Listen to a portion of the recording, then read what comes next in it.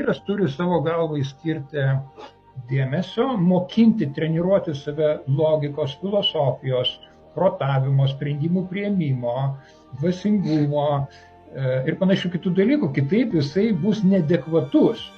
Ir psichologai sako, kad vyrui reikia kiekvieną savaitę minimum, sakykime, ten vieno susitikimo su kitais vyrais, kad jis galėtų apie viską pasitarti, kas jam yra ant dūšios, kas jam rūpi.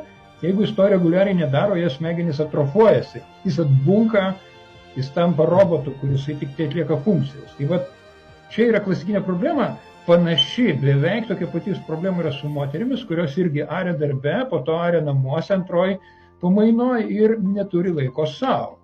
Tai tą laiką savo būtinai reikia statyti pirmam prioritete. Tai, kitaip sakant, yra tokia biblinė frazė, reiškia, kas tavo sielą pasirūpins, jeigu net tu pats. Kas iš to, kad tu laimėsi visą pasaulį, bet prarasi savo sielą.